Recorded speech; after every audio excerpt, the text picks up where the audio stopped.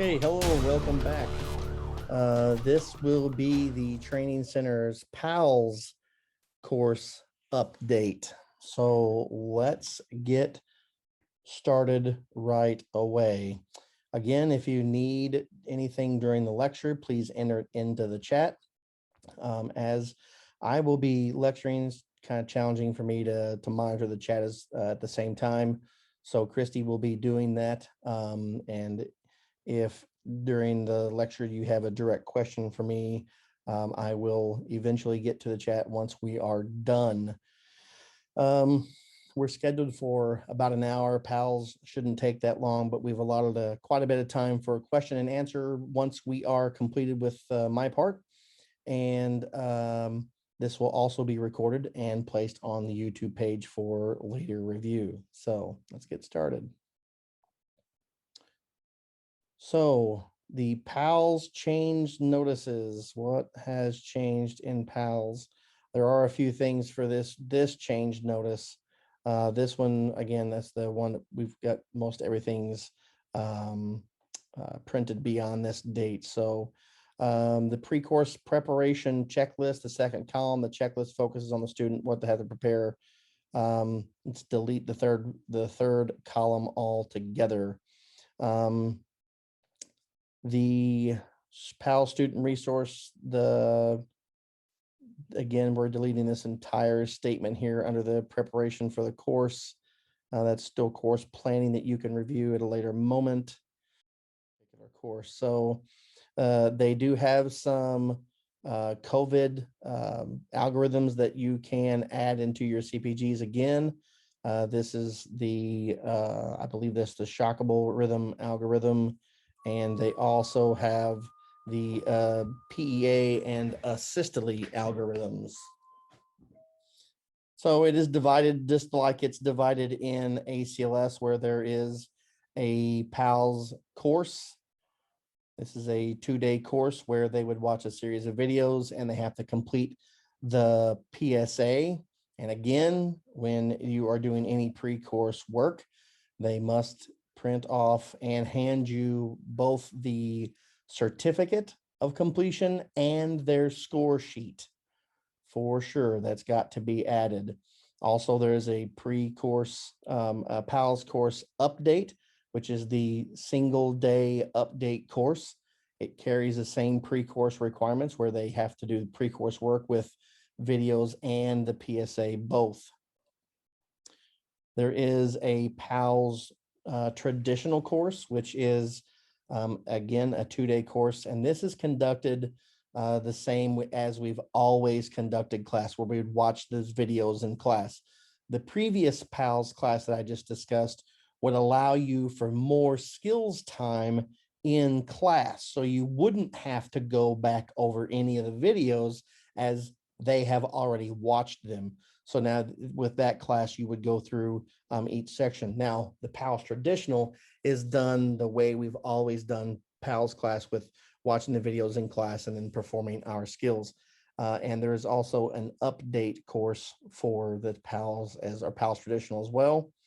The traditional course pre-course requirement only requires them to do the PSA. They have to have the certificate and the score sheet presented to you on the day of class. That is a change that we have been discussing with several instructors. And we need to make sure that that information gets disseminated, that everyone knows that they've got to do the certificate and the score sheet, regardless of what PALS course, whether it's a PALS course or a PALS traditional. HeartCode PALS. HeartCode PALS is a blended learning version of PALS, where they would do all of the classwork online, and they will bring you a printed certificate, and they must present that certificate to you on the day of class. And then you are going to watch a series of videos from the PALS DVDs. You're going to test their skills, and then you are going to complete the class and enroll where. We'll talk about what paperwork's required in a moment. So the PALS course, again, in the PALS update, That's a course that allows you to let the students watch a series of videos and complete the PSA, and then come into class and then allow you to have a lot of time for skills training. The student must pass that PSA with a 70%. And again, they must bring the certificate and the score sheet with them to class and present it to you. These video lessons that they're doing before they get there are all the PALS videos that you would watch in a traditional class. That's what they're doing here. If you choose to want to rewatch the videos, that's fine. On an initial PALS class, I would suggest treating that as a traditional course and not a PALS course. Now, if you're doing PALS update, like we discussed a few minutes ago, that's a really good option that you're given there, whether they can watch the videos out on their own, do the PSA, bring all that stuff in with them, and then when they come in for class, you can spend all that time focusing on algorithms and skills. Now, the PALS traditional course and its update version, where you would watch the videos in class. They must be watched in class. These students only have to do the PSA and score a 70%. They'll bring the certificate and the score sheet to you on the day of class. HeartCode, again, we discussed this already once. They are going to do all of their stuff out online. You do the skills evaluation, and this is what their certificate would look like. So the certificate number at the bottom left corner of this form is what would go in the score inside of Enrollware. Now, this is a 2015 guidelines certificate. The only change, it's the 2020 guidelines icon in the upper right corner. Everything else remains the same. So we already just discussed those pre-course requirements. And this is what that pre-course self-assessment certificate would look like.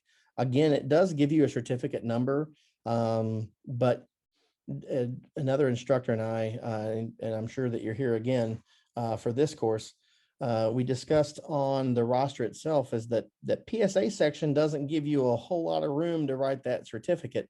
So writing passed or placing a check mark in that particular area will be just fine to signify to us that this pre-course self-assessment and score sheet is listed within the paperwork.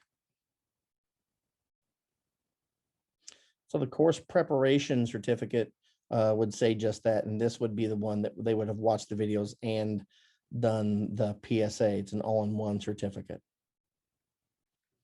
So let's talk about that course roster for PALS. So that course roster for PALS listed out here that our courses, the PALS course that I mean, this is straight from the website. There's no PALS traditional update section there, and I'm not sure why.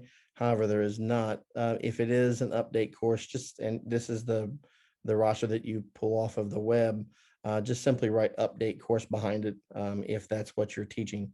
Again, the instructor name, their ID, your ID, and their expiration or your expiration would go here. The training center name, and then our ID would go here, and the course location.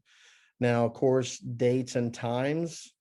When we're going to talk about the times and what is required of the instructor to provide for the student, we'll talk about that in a bit, but those are required to be placed. The number of students that you have that pass are the number of cards that should be issued.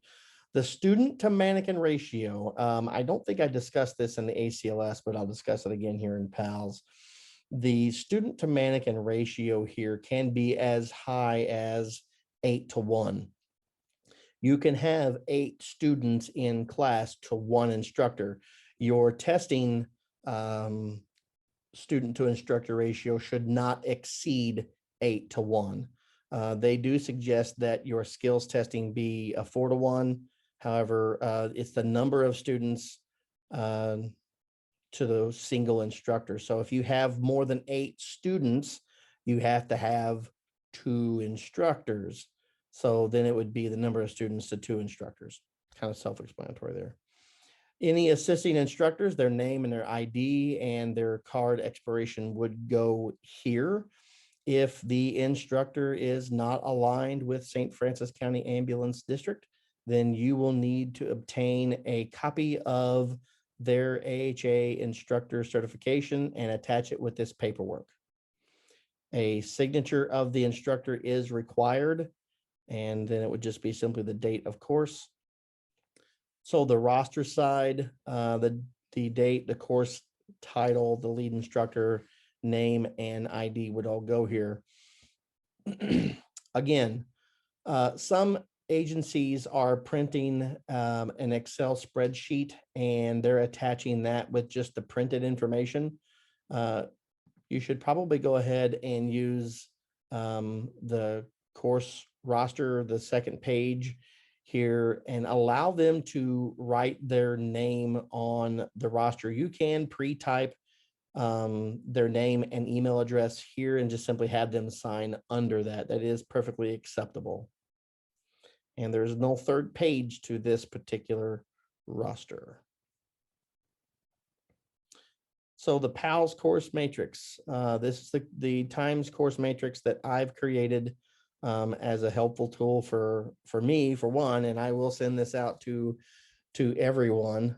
At the top is our list of categories by column. The student to instructor ratio, if you are teaching less than 6 students for the initial course, it should take you 10 hours and 45 minutes. For any renewal course, it's 8 hours and 5 minutes. If you have a 7th student, you have to add 80 minutes to the overall class time per student. So if you have 8, you add another 80 minutes per student or per class time here. And now I've already done some of the math for you here to make it a little easier. Once you get to the 9th student, you have to add the second instructor, and then the time actually falls back to the 10:45 or the 8 hours and 5 minutes. The skills testing and practice ratios are there, including what pre-course paperwork is required of each type of class. The mandatory skills forms, this has changed. This is inaccurate to what PALS actually requires you to turn in as far as paperwork for each student. Of course, you're going to need the roster face sheet, and you're going to need a few other things, but for each student, you're only going to need a couple of pieces of paper, and we'll go over that in a minute. You can provide BLS certification through a PALS class as well. We discussed this in the previous session in ACLS, and we'll discuss it again here in PALS. So if you've heard that once, so you're going to hear it again, because we have some instructors that are just purely PALS instructors and not in any other discipline. I'm sorry. This is the PALS HeartCode time matrix. And it'll show you how much time should be placed on the roster. Now, I know that you may spend more time than this in one of your courses. However, you should not be spending a lot less time than, and I know that you can spend less time because of the number of students or their level of familiarity with PALS. However, it should be 4 hours and 5 minutes, especially on that roster. So only the HeartCode certificate is required for you or for the student to hand to you. Their score is actually the certificate number or the certificate code you're going to place in Enrollware. And again, we'll discuss all this other stuff out here in just a few minutes. So the skills checklists, the things that you're going to be required for PALS is the child CPR and AED checklist. You are required to do the infant CPR and checklist, and you are required to do one cardiac scenario and one respiratory or shock scenario for your PAL students. So there should be 4 checklists: the child CPR, infant CPR, and the 2 testing scenarios. Well, why not all of that paperwork that we used to have to do? Well, some of the things that I've been reading, it simply says that when it comes to the electrical therapy, you're going to be going through that through your megacode algorithm. Vascular access, you're going to be doing that through your megacode algorithm, and you can test and evaluate those skills during that time frame. So that is what's required of PALS when it comes to student paperwork. So the BLS card and the PALS course, you can only provide a renewal card. You cannot provide a card to anyone who doesn't meet the following requirements. And the other thing is, you do not have to have, your students do not have to be certified in BLS to take a PALS course. The other thing to this is that you must adjust the course agenda, and you must also test the adult CPR skills. And you're gonna have to be a BLS instructor. If you're not a BLS instructor, then you're going to have a BLS instructor conduct the BLS testing for this. You are going to need to complete a BLS roster and all the skill sheets associated with BLS. And they will actually have to take a BLS exam as well, unless they bring you a HeartCode BLS certificate, and then you can simply process them as a HeartCode BLS student. The reason that you're going to have additional paperwork is that when you go to order cards for your class, you're going to only be able to order the PALS cards. You're going to have to enter a whole new class regardless, so that you can provide the BLS card to them if you choose to do this option. Okay, the written exam versus the online exam. So I believe that one of the attendees here is a paramedic instructor. And when we conducted class the other day for their paramedic class, we did the PALS exam. And I've experienced this a couple of times using the online exam, but never for a provider class. What we discovered currently, until things get changed, of course, and they may have changed, and I not know about it over the past 3-4 days, that they cannot review any of the exam questions when you're taking an online PALS, ACLS, or BLS exam. Once you have decided on the answer and you hit submit, it's submitted. You can skip the question without answering it, and it'll just simply add another question to your overall list of questions. But you cannot go back and review any of those questions. You get 2 attempts with the online link. So if you failed the first time, you can immediately take that exam again. The online exam is the same questions from the written exam. So if your student had a question about a particular, if they had a problem with a particular question on their online exam, all they would have to do is read a part of the exam question, and then you could search it through the annotated versions to be able to find out exactly what they're asking. I have, and will now, from now on anyway, take this approach. If I'm doing any provider classes done by instructor led, they're taking the written exam.